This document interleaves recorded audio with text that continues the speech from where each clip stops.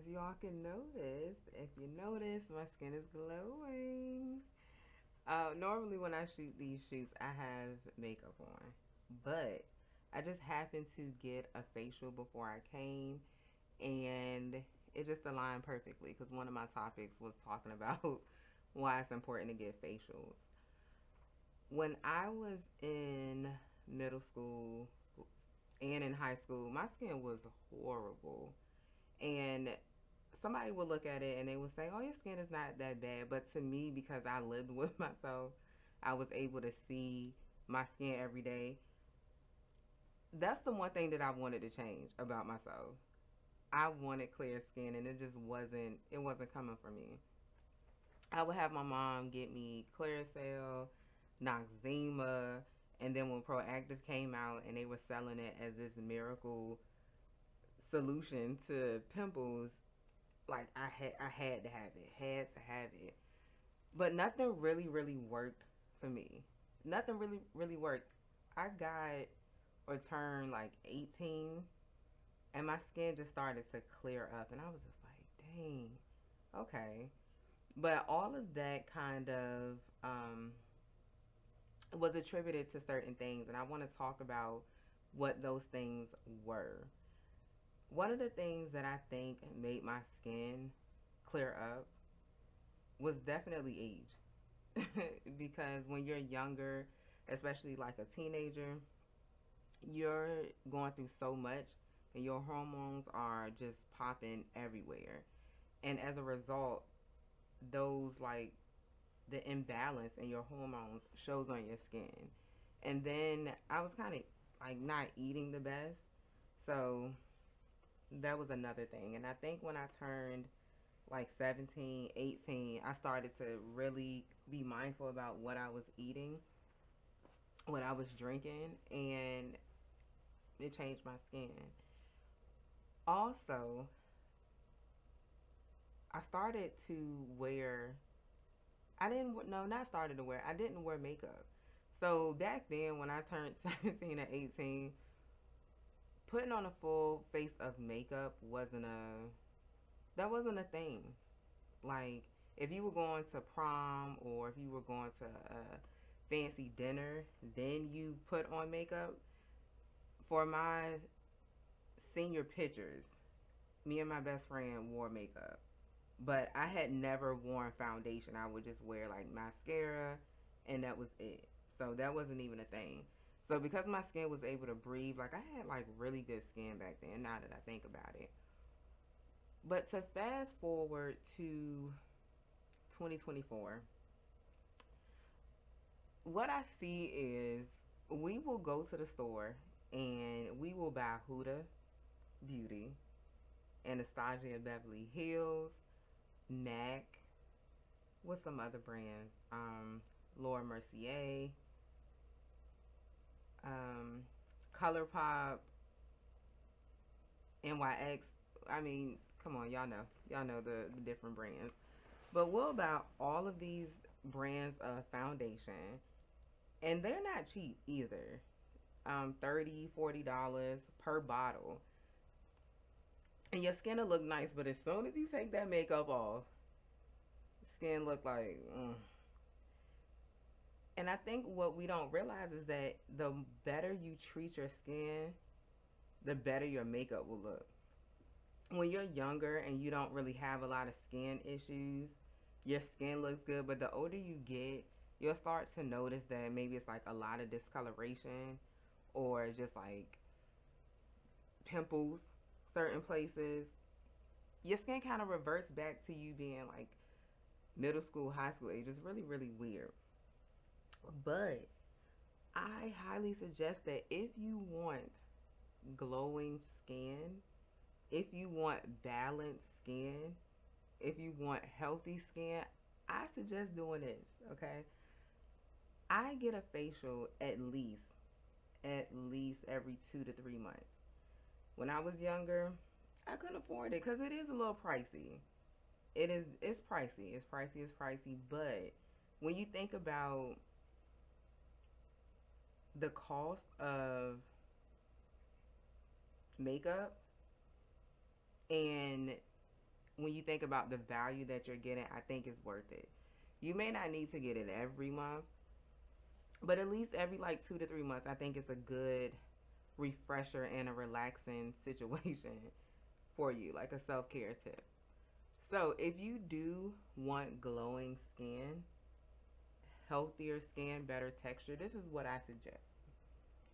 I suggest that you find a licensed esthetician in your area.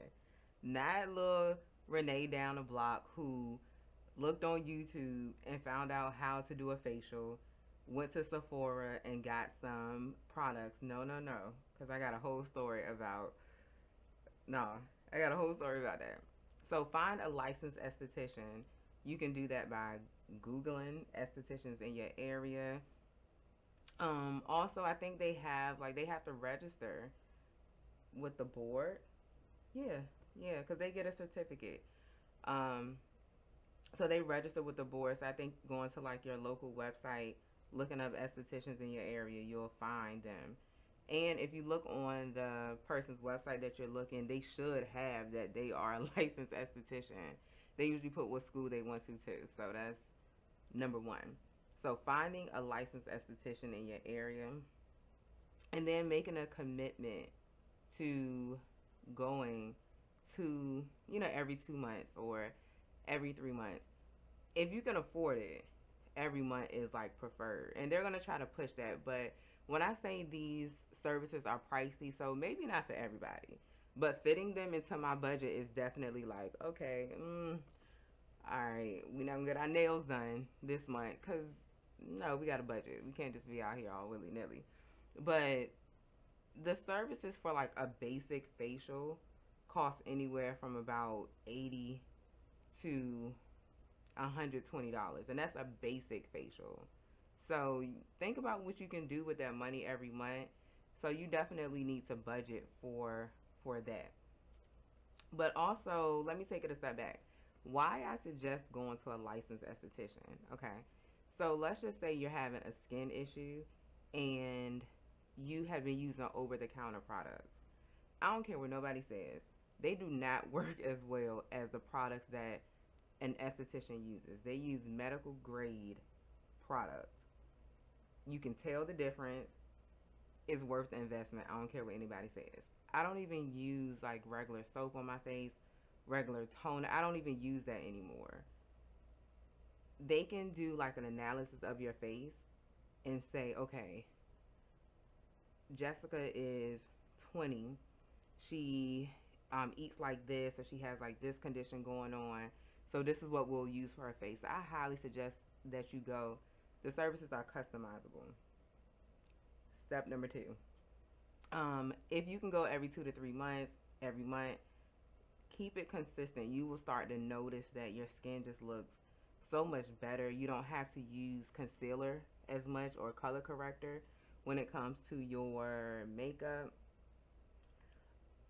They will also give you like recommendations for different products. So although they're definitely going to suggest that you buy some of the products that they're using on your face because they're pricey too. All this stuff is pricey. But when you think about how much you spend on your nails, how much you spend on your feet, how much you spend on outfits, it kind of, it counters itself. So just take that into consideration. A lot of times though, if they say, if your budget is tight, or if they say, do you want something less expensive, they can recommend dupes for different products that they use. I use this rose water toner from, oh, what is the name of that brand? It's in Target. It's in Target. I feel like it's in like Whole Foods. It's in a lot of stores. But one of the estheticians that I used to use recommended that to me. So I have it on reoccurring order on Amazon, and it's like $10. It's good for like 3-4 months, so not bad. Having a proper skin regimen, you gotta have it. You gotta have it.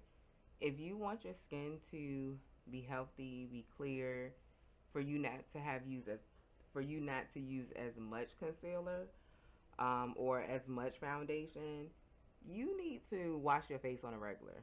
You need to moisturize it. You need to have a toner. Okay, basic things: a face wash, a toner, and a moisturizer. And now with the sun being how it is, definitely a SPF. Definitely a SPF. Make sure that you wash your face when you go to sleep. Before you go to sleep, you have you have all that makeup on your face. You have all those free radicals from the sun, from the environment, just boom, boom, boom, boom, boom, boom, hitting your face. You need to take it off. Okay, so making sure that you have a good regimen in the morning and making sure that you're washing your face at night, especially if you're using makeup.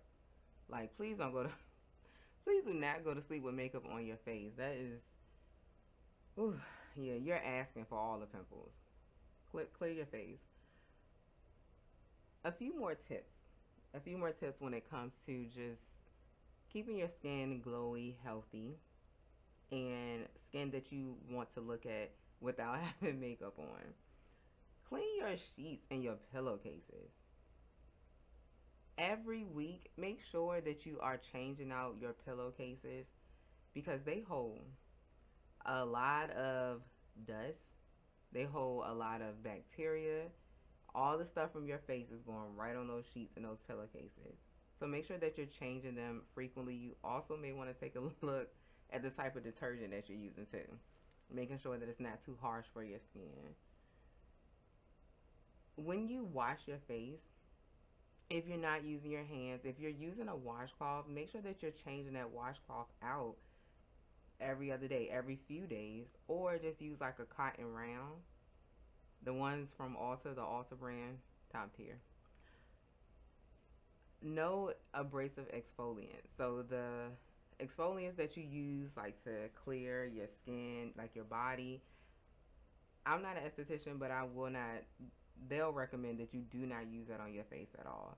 There are certain types of exfoliants specifically for your face, and that's something that they can suggest to you per the type of skin that you have. Watch what you eat, especially around your cycle while you're on your period. You know, just keep the caffeine, the sugar, the starches kind of low. And if you've been eating them consistently for a few days, lay off. Lay off of them a little bit. If you're having skin problems, some of you all are just kind of blessed with just flawless skin. No matter what you do, you really don't have to do too much. Low key jealous. Um, of course, keeping your stress level down. I know that's hard to do when you are constantly on the go, but identifying some of those things that trigger you, that make you eat a whole bunch of sugar or eat candy, like that's my thing. But identifying those things and try to minimize the your stress level can also help aid in your skin being glowy and beautiful. Also, and like one of the last things I would say is paying attention to your cycle. So usually if you have a heavy period, if it's super duper painful, if your cravings are just like unbearable, that's really not normal. It shouldn't be every month you're just out of whack. Like, it should be manageable. And for a lot of us, especially like black women, it's not. But there may be some issues with your hormones if something is not aligning. So just kind of paying attention to your cycle and visiting your gynecologist or an endocrinologist. Yeah, endocrinologist. To kind of see what's going on with your body would be helpful. I know I gave a lot of tips, but proper skincare is something that I'm really like into. Some people make sure their nails are done every week or every 2 weeks. So some people are like, I gotta get my hair done. I have to get a facial. I gotta get a facial. So it's just something that's really important to me, and I've tried a few different estheticians, and I think you should try one too. If you have any questions, any comments about anything that I said, make sure that you like the video. Make sure that you subscribe to the YouTube channel. Look for the podcast anywhere that the podcast is streaming: Apple Podcasts, Spotify, Apple Music, and keep listening. Thank you.